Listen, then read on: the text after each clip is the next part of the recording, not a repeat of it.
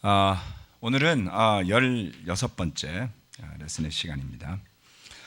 레슨 설교 말씀 들어가기 전에 이번 주에 우리 김송미 자매 아버님 또 우리 송순옥 자매 남편 되시는 고 김영식님의 장례식이 있었습니다. 그래서 교회 많은 형제 자매들이 방문해 주시고 또 조문해 주셔서 많은 위로가 있었습니다. 또 오늘 예배를 통해서 교제하실 때 따뜻한 마음으로 함께 해주시기를 부탁드리겠습니다. 자, 오늘은 16번째 시간입니다.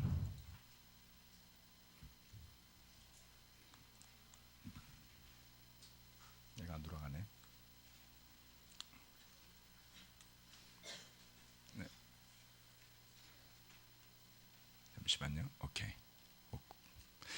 오늘은 정의와 평화의 왕이라는 제목입니다. 정의와 평화의 왕이라는 제목으로 히브리서 7장 말씀을 함께 보도록 하겠습니다. 자, 히브리서 7장 1절부터 4절까지인데 3절까지군요. 1절부터 3절까지 지금 뒤에 보이시죠? 네, 읽으실만 할 것 같습니다.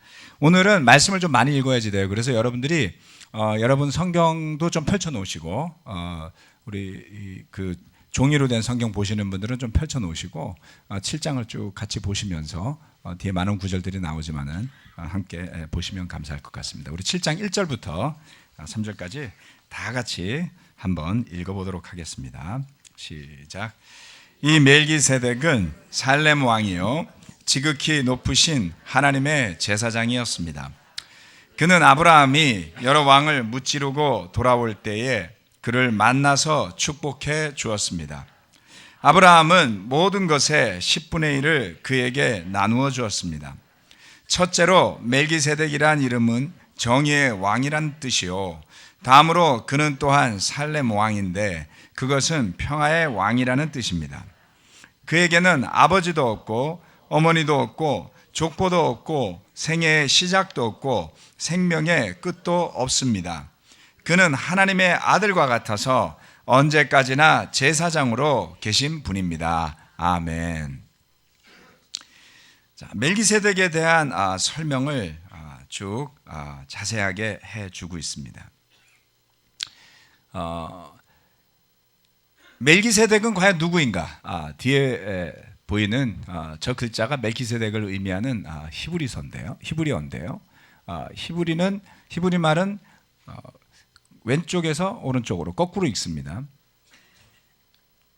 그래서 멜기세덱 이렇게 되는 것이죠. 네, 멜기세덱.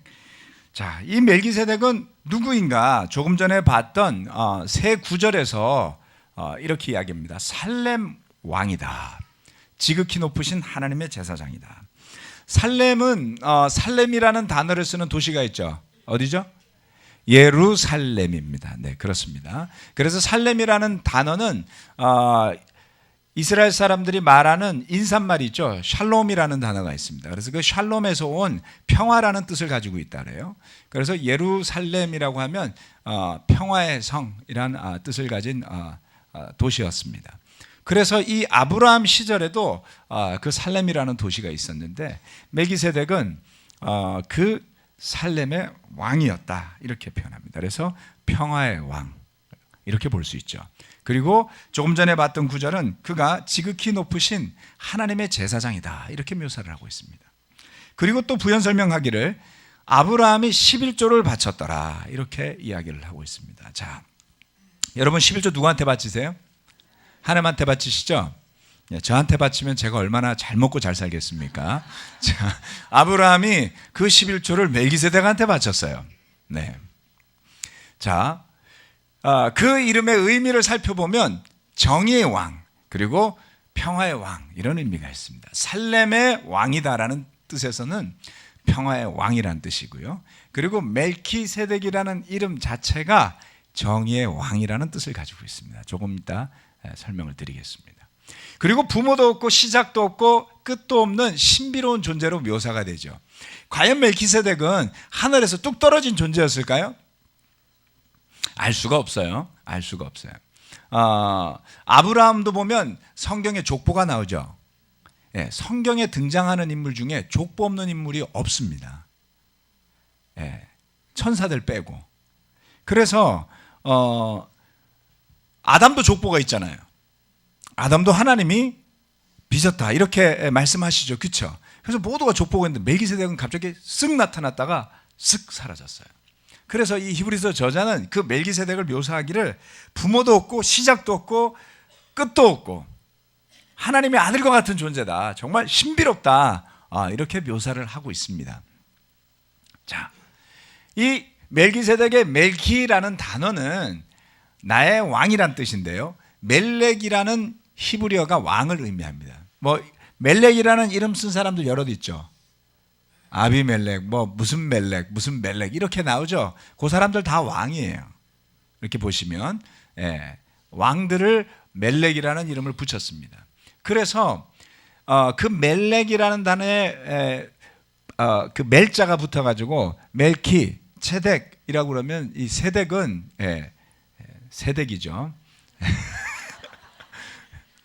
한 글자가 틀려요. 근데 요즘은 정말 맞춤법을 전혀 고려하지 않고 쓰시는 분들이 무척 많아서 아마 멜키세덱이 무슨 세덱으로 들어온 사람인가 이렇게 생각하시는 분들 있을 거예요. 근데 이 세덱이라는 단어는 체다카라는 정의를 뜻하는 히브리어에서 왔습니다. 그래서 정확한 발음으로 보면 체데크가 되겠죠. 그렇죠? 그래서 체덱이라고 보시는 게 맞습니다. 그러나 여하간 그 체다카라는 정의를 뜻하는 히브리어에서 온 단어입니다.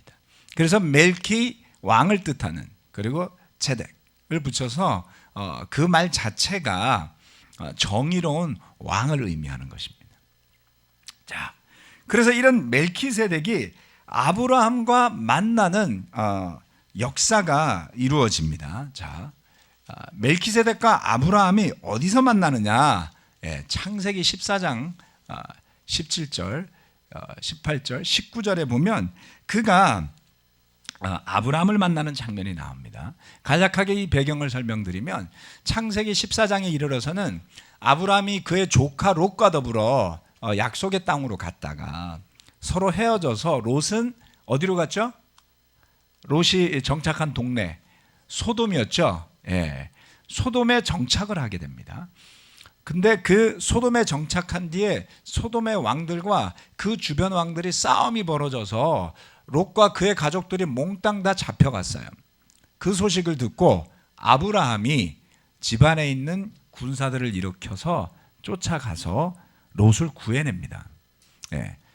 그래서 이 롯을 구해내고 돌아오는 길인데 그때에 멜키세덱과 아브라함이 만나요. 역사적인 조우죠. 자, 이 14장 17절 말씀을 보면 이렇게 설명하는 것을 볼 수 있습니다. 빨간색으로 표시한 것이 아주 중요한 포인트가 들어있으니까 주목해서 보시면 됩니다.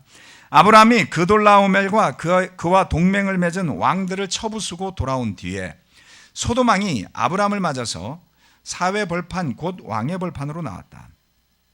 그때에 살렘 왕, 여기에 나오죠. 살렘 왕입니다. 살렘 왕 멜키세덱은 빵과 포도주를 가지고 나왔다. 그는 가장 높으신 하나님의 제사장이다. 그는 아브라함에게 복을 빌어 주었다. 천지의 주제 가장 높으신 하나님 아브라함에게 복을 내려 주십시오. 아브라함은 들으시오. 그대는 원수들을 그대의 손에 넘겨주신 가장 높으신 하나님을 찬양하시오. 아브라함은 가지고 있는 모든 것에서 열의 하나를 멜기세덱에게 주었다. 여기에 막 현란하게 여러 가지의 내용이 등장을 하게 됩니다. 살렘 왕인 멜기세덱이 빵과 포도주를 들고 아브라함을 맞으러 나왔어요. 그리고 더 나아가서는 그에게 복을 빌어줍니다. 아브라함은 참 좋겠어요. 복 빌어주는 사람도 많아요. 하나님도 빌어주시고 멜기세덱도 빌어주고. 그랬더니 이 멜기세덱에게 아브라함은 가지고 있던 모든 것에서 열의 하나를 멜기세덱에게 준 것이죠. 이것이 첫 번째 만남이었습니다. 이 짧은 장면에 자 뒤에 나오는 사진은 아브라함이 전쟁에서 이기고 돌아오면서 멜기세덱을 만난 장면을 그림으로 남겼어요. 중세 시대의 옷을 입고 있죠, 그렇죠? 예, 저게 2000년대 이제 신버전으로 바뀌면 헬멧을 쓰고 조준경이 달린 소총을 들고 뭐 이렇게 나왔겠죠. 예, 칼 차고 중세 시대의 모습으로 멜기세덱이 아브라함을 맞이하는 장면입니다. 이 아주 짧은 창세기의 한 부분에 아주 해성과 같이 멜기세덱이 쓱 등장했다가 그 뒤로는 아무도 관심이 없어요. 시편에 딱 한 줄 나와요. 그리고 와장창 이야기가 나오는 데가 이 히브리서예요. 히브리서입니다. 그래서 여러분 성경 검색하는 저기 앱들 다 갖고 계시잖아요. 거기에다가 멜기세덱 이렇게 치고서 딱 때려보세요. 그러면 창세기 여기 한 군데, 그 다음에 시편 110편 한 군데, 그리고 나머지는 전부 히브리서예요. 사실 히브리서에서 이 7장에서 가장 많이 멜기세덱을 언급하고 있는 것을 볼 수가 있습니다. 이처럼 멜기세덱은 앞에도 설명이 없고 뒤에도 설명이 없어요. 히브리서가 쓰여지기 전까지는. 자, 그에 대한 다음의 설명을 한번 보도록 하겠습니다. 궁금해지시죠? 이쯤에서 좀 궁금해지셔야 되는데. 예. 마케팅 기법이잖아요. 네. 궁금하게 만들어서 성경 재밌게 만드는 거. 네. 정말 성경 재밌습니다, 여러분. 네. 열심히 보세요. 죽을 때까지 다 읽어도 다 뜻을 이해 못하실 거고요. 내내 재밌습니다. 보는 내내 재밌고 보면 볼수록 더 재밌고 재밌을수록 더 이해가 되는 성경 말씀입니다. 자, 이제 그 멜기세덱과 아브라함의 만남 이후에 이 히브리서 저자는 멜기세덱을 설명하죠. 자, 무엇을 설명하냐면 멜기세덱의 위대함을 이야기합니다. 4절부터 나와 있는 7절까지 한번 주목해가면서 읽어보도록 할까요? 네, 다 같이 한번 읽어보겠습니다. 시작. 멜기세덱이 얼마나 위대한가를 생각해 보십시오. 족장인 아브라함까지도 가장 좋은 전리품의 10분의 1을 그에게 바쳤습니다. 레위 자손 가운데서 제사장 직분을 맡는 사람들은 자기네 동족인 이스라엘 사람에게서 비록 그 백성도 아브라함의 자손이지만 율법을 따라 10분의 1을 받아들이라는 명령을 받았습니다. 그러나 멜기세덱은 그들의 족보에 들지도 않았지만 아브라함에게서 10분의 1을 받았고 하나님의 약속을 받은 그 사람을 축복해 주었습니다. 두말할 것 없이 축복은 아랫사람이 윗사람에게서 받는 법입니다. 여기에도 여러 가지 힌트가 들어있습니다. 여러 가지 힌트가 들어있는데요. 자, 멜기세덱이 얼마나 위대한가 이렇게 이야기를 하고 있습니다. 자, 아브라함이 가장 좋은 전리품의 11조를 바쳤어요. 자, 모든 것에서 쉬어서 열의 하나를 주었다 그랬습니다. 네. 전리품은 다양했겠죠. 뭐 옷도 있을 수가 있고 무기도 있을 수가 있고 금도 있을 수 있고 은도 있을 수 있고 뭐 도구도 있을 수 있고 여러 가지 소중한 제품들이 있었을 겁니다. 아브라함은 그 모든 것 중에서 열을 셌어요. 그리고 가장 좋은 것으로 멜기세덱에게 주었어요. 가장 좋은 전리품의 10분의 1을 그에게 바칩니다. 특별한 거 많은 날이라고 이런 설교하나? 그게 아니에요, 여러분. 헌금 다 하셨잖아요, 그렇죠? 우리 교회 그런 거 아니라는 거 아시죠? 네, 네. 하나님은 그런데 절묘하세요, 이렇게. 어떻게 아시고 이걸 히브리서 7장하고 이 날을 이렇게 맞추실까? 성령님이 인도하신다라는 걸 알고 계셔야지 되는 겁니다. 네. 이게 히브리서 너무 막 신중하니까 막 어떨 때 막 너무 몰입하면 사람들이 막 머리 아파하는 거예요. 네. 그래서 제가 삐크 코드인 웰컴맨들을 좋아하는 이유가 거기에 있습니다. 그렇죠? 긴장을 풀어주고 부드럽게 만들고 청와대 대변인을 그런 사람들을 써야지 돼요. 여러분 혹시 그 민주당이나 이렇게 아는 사람이 있으면 대변인을 그런 사람 쓰지 말고 서울 그리스도의 교회 환영하는 사람들을 보고 가라고 그렇게. 자, 이제 포커스 흐려지기 전에. 자,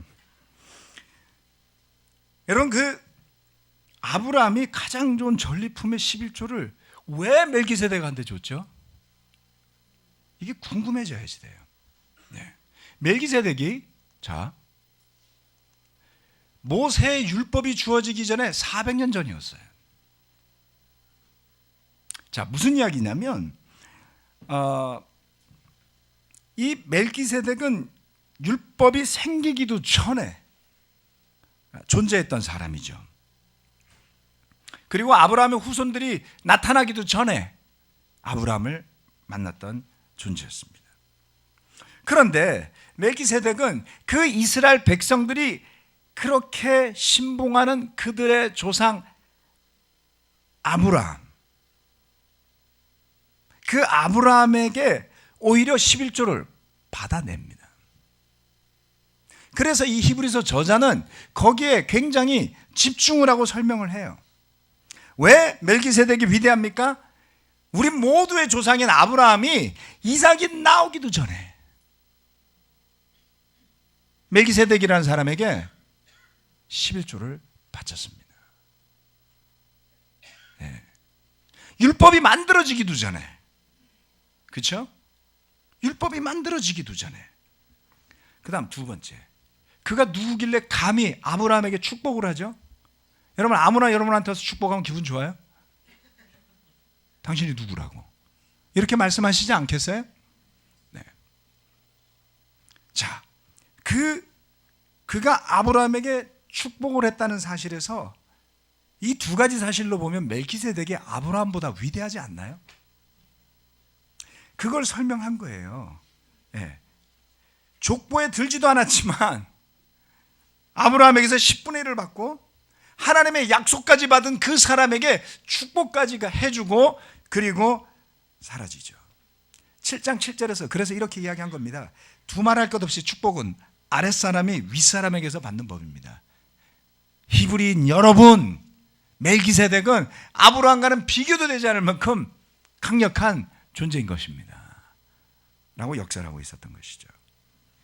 자, 이제 나가서 좀 더 이어서 설명을 합니다. 멜기세덱이 왜 위대한지 8절부터 11절까지 여기까지 히브리서 본문은 오늘 여기까지 읽습니다. 자, 8절부터 11절까지도 다 같이 한번 읽어보겠습니다. 시작. 한편에서는 죽을 수밖에 없는 사람들이 10분의 1을 받고 다른 한편에서는 살아계시다고 입증되시는 분이 그것을 받습니다. 말하자면 10분의 1을 받는 레위까지도 아브라함을 통해서 10분의 1을 바친 셈이 됩니다. 멜기세덱이 아브라함을 만났을 때에는 레위는 아직 자기 조상 아브라함의 허리 속에 있었으니 말입니다. 그런데 이 레위 계통의 제사직과 관련하여 이스라엘 백성은 율법으로 지령을 받기는 하였습니다. 그러나 만일 그 제사직으로 완전한 것이 이루어질 수 있었다면 아론의 계통이 아닌 멜기세덱의 계통을 따른 다른 제사장이 생겨날 필요가 어디에 있겠습니까? 이제 그 멜기세덱이 아브라함보다 위대하다는 것에서 이제 제사장으로 주제가 쓱 옮겨가요. 여기에 여러분 주목하여 보셔야지만 합니다. 자, 한편에서는 죽을 수밖에 없는 사람들이 10분의 1을 받고 다른 한편에서는 살아 계시다고 입증되시는 분이 그것을 받습니다. 이게 무슨 말이냐면 레위인들이 이스라엘 백성들한테서 11조를 받았어요. 그렇죠. 그것을 지금 설명한 거예요. 자, 10분의 1을 받는 레위까지도 아브라함을 통해서 10분의 1을 멜기세덱에게 바쳤더라. 이렇게 추론해서 설명을 한 겁니다. 왜냐하면 멜기세덱이 아브라함을 만났을 때에는 레위는 아직 태어나지도 않았거든요. 그렇죠? 율법을 전파한 모세도 나오지도 않았거든요. 그런데 이 레위 계통의 제사직과 관련하여 이스라엘 백성이 율법으로 지시를 받기는 했지만 그것이 완전한 것이었더라면 아론의 계통이 아닌, 여러분들 참고로 제사장은 레위 사람 중에도 오로지 아론의 후손들만 할 수 있는 특정직이었어요. 네. 하고 싶어도 못해요. 여러분 11조 받고 싶어도 못 받아요. 내시기만 해야 돼요. 오로지 레위인들만이, 그리고 제사장은 그 가운데 아론의 후손만이 할 수 있는 일들이었던 겁니다. 그래서 그 레위인들은 이스라엘 백성들 모두가 해야 되는 책임에서 면제를 받았어요. 오로지 성전 관련된 일만 했고, 그 중에서도 제사장들은 다른 레위인들과 다르게 그 성막에서 또는 성전에서 섬기는 일 외에는 아무것도 하지 않아도 되었습니다. 어찌 특권층이 아니라고 말할 수 있겠습니까? 그렇죠? 그러나 그 제사직이 완전한 것이 아니었음을 상징하는 뜻으로 이 멜기세덱을 들고 있는 거예요. 도대체 왜 그 모든 것이 시작되기 전에 이 멜기세덱이라는 제사장이 존재했었겠는가? 그것을 설명하는 이유가 있습니다. 자, 레위 지파의 제사장직을 초월하는 멜기세덱의 역할을 설명함으로써 그 율법에 얽매여 있는 유대인들의 사고방식에서 벗어나라고 이야기하는 겁니다. 그렇죠? 네. 백성들 위에서 11조를 받았던 레위인들조차 멜기세덱에게 11조를 드린 셈이 되었다. 자, 레위 지파 이외에도 제사장 역할이 가능함을 설명한 것이죠. 무엇 때문에? 네. 그 유대인들의 율법적 관념의 틀에서 벗어나도록 돕고자 하는 것입니다. 율법은 목적이 있고 기한이 있었음을 설명하는 거예요. 그래서 유다 지파에서 오신 예수님이 대제사장의 역할을 하는 것을 예표하는 것이다 라는 것으로 멜기세덱을 들고 있는 것이죠. 자, 여기서 예표라는 단어는 예언 따위를 미리 보여주는 조짐이라고 사전에 되어 있습니다. 신학 용어예요. 네. 장로교에서 많이 쓰는 표현입니다. 자, 예표라는 것은 성경에 일어난 어떤 사건이 나중에 일어날 사건을 예언으로 보여주는 표지와 같다라는 의미를 가지고 있습니다. 자, 그 멜기세덱,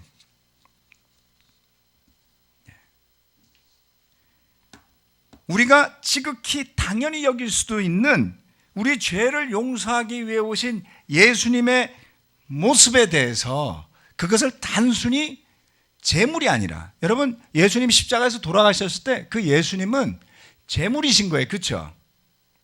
그런데 제물일 뿐만 아니라 대제사장이기도 했다는 것은 무엇을 의미하는 것이죠?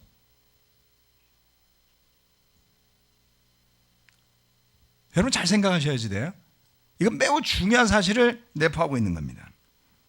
대제사장으로서 예수님의 역할에 대해서 이 히브리서 저자는 매우 공을 들여서 설명을 합니다.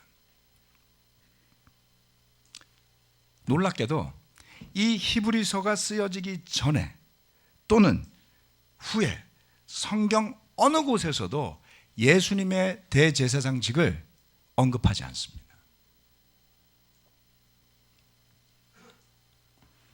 예수님을 주님으로 믿고 침례를 받음으로 성령과 제사함을 받는다는 것은 우리가 이미 알고 있고 또 그 초대교회 제자들도 알고 믿고 있었어요.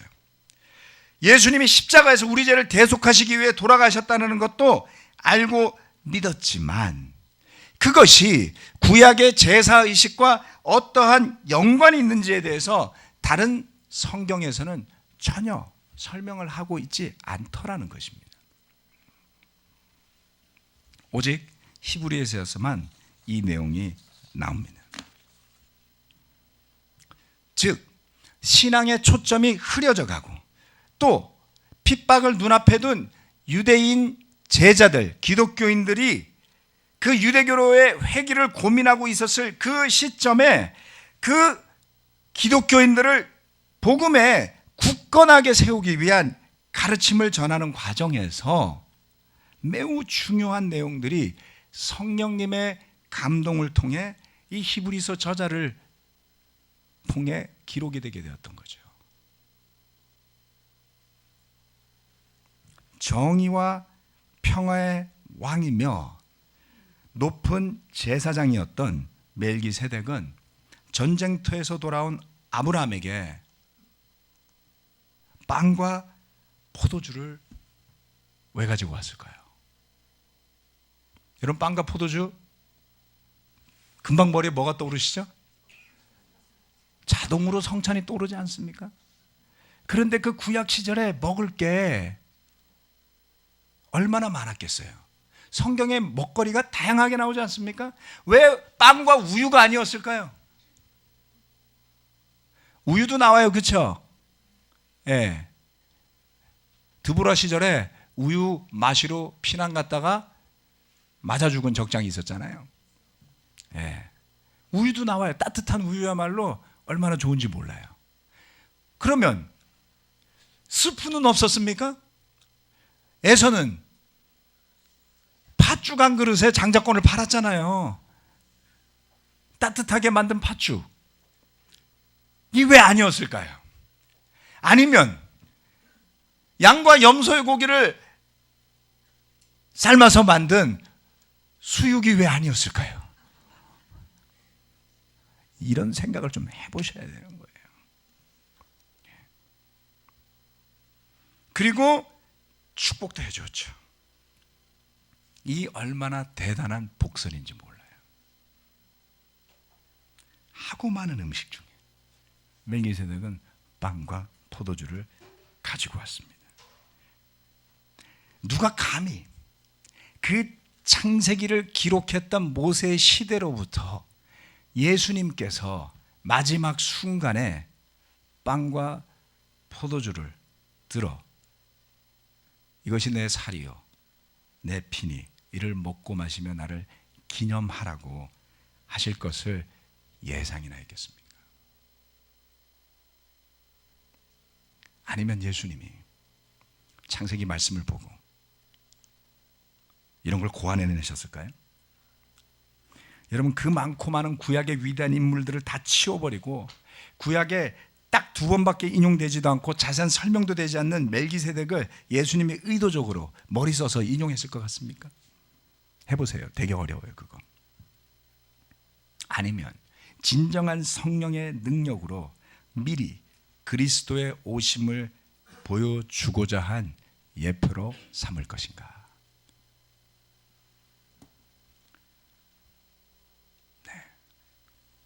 요한복음 8장 56절 말씀은 이렇게 하겠습니다. 너희의 조상, 예수님이 말씀하신 거예요. 너희의 조상 아브라함은 나의 날을 보리라고 기대하며 즐거워하였고 마침내 보고 기뻐하였다. 창세기 어디도 아브라함이 예수님 봤다는 기록이 없어요. 그렇죠?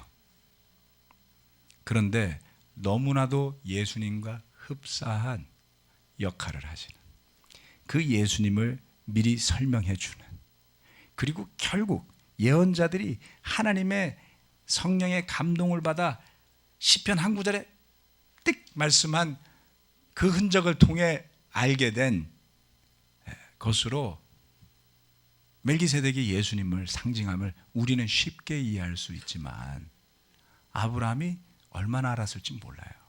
그런데 예수님이 이렇게 말씀하시죠. 아브라함은 나의 날을 보리라고 기대하며 하나님의 축복을 받았을 때 그는 그것을 믿었어요. 너의 후손을 통해. 후손. 도대체 누굴까? 그게 단수예요. 어떤 한 후손을 통해 모든 민족이 복을 받을 것이라는 뜻이 뭘까? 그 말씀을 그는 심각하게 받아들고 묵상하며 기뻐했다는 거예요. 이삭일까? 야곱일까? 그렇지 않습니까? 그런데 이삭이 태어나기도 전에 멜기세덱을 먼저 봤죠. 자,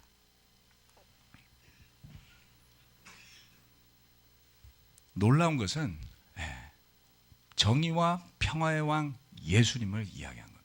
이사야서 9장 6절 7절 말씀입니다. 다 같이 한번 이걸 읽어보겠습니다. 시작. 한 아기가 우리를 위해 태어났다. 우리가 한 아들을 모셨다. 그는 우리의 통치자가 될 것이다. 그의 이름은 놀라우신 조언자, 전능하신 하나님, 영존하시는 아버지, 평화의 왕이라고 불릴 것이다. 그의 왕권은 점점 더 커지고 나라의 평화도 끝없이 이어질 것이다. 그가 다윗의 보좌와 왕국 위에 앉아서 이제부터 영원히 공평과 정의로 그 나라를 굳게 세울 것이다. 만군의 주님의 열심히 이것을 반드시 이루실 것이다. 아멘. 오실 메시아 예수님 그리스도, 그분이 어떤 분이라고요? 평화의 왕이며 공평과 정의로 그 나라를 다스리시는 분이라 그랬어요. 정의의 왕, 평화의 왕 예수 그리스도. 여러분, 세상에서 정의와 평화를 찾을 수 있겠습니까? 정치인들이 이렇게 이야기를 하죠. 세상을 바꾸겠습니다. 그 밥에 그 나물이에요. 오직 그리스도 예수 안에서만 진정한 정의와 평화가 있습니다. 여러분, 저와 여러분에게 정의가 있고 평화가 있습니까? 없어요. 우리에게도 정의는 없습니다. 우리에게도 평화는 없습니다. 마음속에서 갈등이 있고요. 또 불공평한 일들로 여러분의 마음이 상한 일들이 있다면 여러분은 제대로 된 세상에 살고 있는 거 맞습니다. 심지어는 교회 내에서조차도 여러분이 원하고 꿈꾸는 그런 정의와 평화가 없을 수도 있어요. 왜냐하면 나에게 공평한 것은 남에게 불공평한 것일 수가 있습니다. 나에게 정의로운 것이 남에게 정의롭지 않은 일들일 수가 있어요. 그런 일들이 종종 이 안에 일어나지 않습니까? 그래서 우리는 더더욱 우리의 마음과 영혼 속에 또 이 교회 안에 예수 그리스도를 세워야 하는 것입니다. 이 히브리서 저자가 혼신의 힘을 기울여서, 아니 그가 자신의 능력이 아니라 성령님의 그 감동을 통해 그 목소리에 귀 기울여서 기록하고자 했던 것들을 마음에 한번 담아 보십시오. 우리가 믿고 있는 이 복음이, 또 우리가 기꺼이 바라보고 의지하고 따르고자 하는 그 예수님이 얼마나 중요한지를, 소중한지를 다시금 일깨워주는 그 목소리가 여기에서 우러나오더라는 것이죠. 진정한 평화는 우리가 아닌 주님으로부터, 하나님으로부터 나오는 것입니다. 여러분, 세상적인 생각 가운데 정의와 평화를 이루려고 하지 마세요. 그런 노력이 성경에서 벗어난 통일교요, 몰몬교들이 나온 거라고 말씀드리지 않았습니까? 그리스도 예수에게 복종하시고 그리스도 예수 앞에 납작 엎드리십시오. 그때 비로소 그 예수님의 평화를 우리가 누릴 수 있게 되는 것이죠. 그리스도 예수 안에서 여러분의 정의와 평화를 찾으셔야만 합니다. 그것을 보여주기 위해 왔던 높은 제사장이 멜기세덱이었던 것입니다. 주중 예배를 기대하셔야지 돼요. 말씀 마치겠습니다.